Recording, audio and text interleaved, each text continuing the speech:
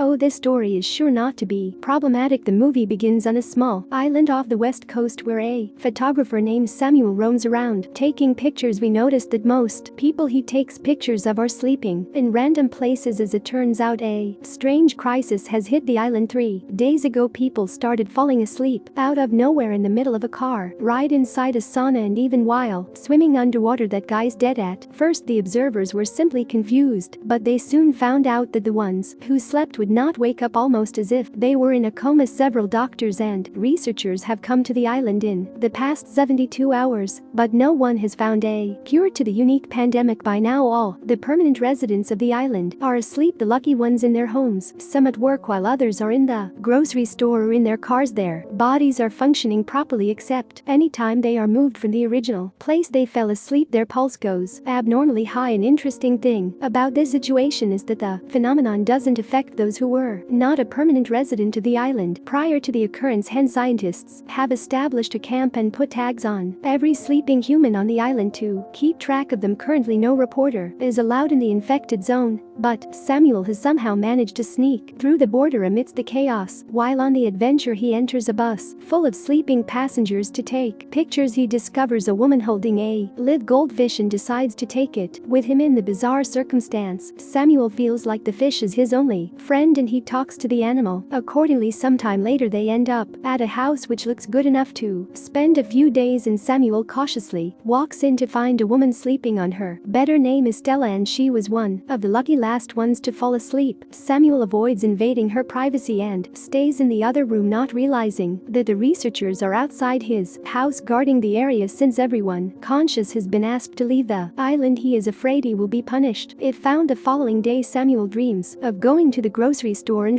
turning into Stella, but she hardly pays any attention to him. Oh, not even in his dreams. He has woken up abruptly when he calls her by her name and she asks him how he knows it. A new day sparks a new adventure for Samuel as he talks to a sleeping Stella while listening to the news on the radio. The entire world is talking about the pandemic and the bizarre controversies are starting to roll, and laughing at them, Samuel decides to explore the island in the daylight. The first person he notices is a handyman stuck to a tree sleeping peacefully. He also finds out the animals on the island are still alive and wonders who is taking care of them. After about an hour of walking, he reaches the church where a large group of people are unconscious. Taking a few pictures, Samuel settles into a seat and falls asleep. In his dream, he and Stella are sitting opposite each other in a restaurant. They act like they have known each other forever and chat about what Samuel is doing on the island. Stella doesn't approve that he is taking advantage of the situation for money, but Samuel argues that he is there for the experience, not the money. Later, the money maybe, but not now. Later on, he returns home and goes through Stella's belongings to find her daily journal. As he reads it, his connection to Stella gets stronger and he continues dreaming about her. In the dream, she tells him that she was one of the last ones to get hit. The first person she saw falling unconscious was her piano teacher, who slept in the middle of a class. On being asked if she was scared, Stella replies that she was more confused. The doctors and researchers came but only discovered that the people should not be moved from the places they fell asleep. Stella finds it funny that there is a chance her heart will explode if she gets up from her bed. Samuel says if she does that his dick might explode too. Samuel then takes the opportunity to ask her how she felt when she fell asleep. Stella describes it as a surreal feeling. She had strange, vivid dreams and eventually got lost in them, not realizing that she was falling into a deep sleep. The scene then changes to the next day and Samuel sets out on yet another adventure. He goes to a different neighborhood this time around and ends up seeing a car filled with balloons. While trying to take a picture of it, he noticed as the health workers nearby and has to run back home. The incident brings Samuel back to reality and he decides to leave the island. Having taken enough pictures, he wishes goodbye to Stella, packs his belongings and goes to the shore where his boat is. However, after spending quite some time at the shore looking at the boat, he decides otherwise. Just when he reaches home, he sees the faucet is running. Samuel remembers that it was running the first time he entered the house, but he is positive that he had turned it off. Suddenly he is transferred back to his dream, sitting opposite Stella at the restaurant. She inquires about the actual reason he came to the island. Samuel finally comes clean that he came here to look at boobies. Just kidding, he came here for her. As it turns out, 1 year ago he was on the island on vacation. When he saw Stella at the grocery store, he followed her to a restaurant later that day where she seemed young and free, which piqued his interest. But before he could ask ask for her number the night ended, and he never got to meet her again back. In reality, Samuel goes to the grocery store to shop, but two researchers come in to get some alcohol at the same time. One of them bumps into Samuel, but he avoids getting caught by pretending to be unconscious. After they are gone, he delightedly shops for essentials and even pays the sleeping cashier before bringing the groceries home. After that, we see him roam around Stella's house, observing her belongings and imagining what her personality would be like. He hits the jackpot when he finds a tape recorder in the attic that has recordings of the list of her favorite things. The list has random things like the sound of a typewriter, headless Barbie dolls, and flamingo floaties, but the more Samuel listens to it, the more his infatuation grows, even though, judging by that tape, she's a complete psychopath on the list. Stella describes that driving on the beach is her favorite thing to do, and so Samuel imagines him and Stella outside looking for a car to drive to the beach. He dreads the idea of stealing from sleeping people, but Stella convinces him that they're just borrowing it. They soon find a car they like and break into the owner's house to look for the keys. Samuel enjoys Stella's free-spirited nature and the fact that she's a criminal, starts believing that she is more than just his imagination. A while later, he wakes up to the sound of a car outside and notices two health workers coming into the house for a weekly checkup. He hurriedly takes all of his belongings and hides in a closet. Seconds before being caught, the workers checked Stella for any abnormalities and leave. Not long after, Samuel spends the rest of his day laying beside Stella's bed and talking to her. Stella, I think I've gone insane. What's that? I haven't. Well, that's a relief. The next day, he yet again goes to the attic and plays the second part of her tape. This time she talks about the things she hates and reveals that she feels lonely and vulnerable. Samuel wishes he could do something to make her feel better, which in turn makes him feel helpless. Yet again, he drifts into his imagination and starts chatting with her. The duo talks about soulmates and how everyone has one. Samuel suggests they might be each other's soulmate, but Stella doesn't believe it. Coming back to reality, Samuel finally decides to go back home. Now that he has no purpose to be on the island, he makes it halfway to the dock but can't get himself to leave Stella. At night, he returns home and gets high off Stella's stash, dreaming about them smoking together. Starting that day, he makes it his mission to do all the things that were on Stella's list of things she loved. He makes lasagna and drinks beer out of a wine glass for the same reason. When tipsy, Stella appears in his dreams, furious about him not leaving her alone. She declares that the version of Stella he knows from her journals and tapes is not her. Samuel recognizes that she is right. After all, he has never talked to her in real life, and their relationship is entirely in his head. As he tries convincing himself coming to the island was not a mistake, Stella asks him to leave her alone and disappears into the darkness. In the following scene, Samuel once again decides to leave, but his journey is different this time around. He feels extremely thirsty on his way and gets strange hallucinations. To quench his thirst, he breaks into an apartment, but the more he drinks, the thirstier he gets. The walls start closing on him, filling him up with anxiety, which is when he realizes is about to fall asleep like the others. As he tries his best to stay awake, he gets a call from imaginary Stella, who calls him back home. He suddenly wakes up and returns to her house in a hurry, asserting that if falling asleep is inevitable, he would rather sleep close to her. The next morning, to Samuel's utter surprise, he wakes up. However, he is unsure how long he can stay awake for. Taking the opportunity at hand, he writes notes for Stella in case she ever gets to read them. It takes him the entire day, and at the end he too falls into a coma. Time passes, and a few days later, Stella moves in her sleep. Things take a turn when she opens her eyes wide awake. After being asleep for more than a week, she realizes that she has no energy and goes to drink water from the faucet. This is when she sees a second toothbrush on the counter and figures someone else has been living with her. While cautiously approaching a sleeping Samuel in the living room, Stella is more confused than scared. She wants to wake him up,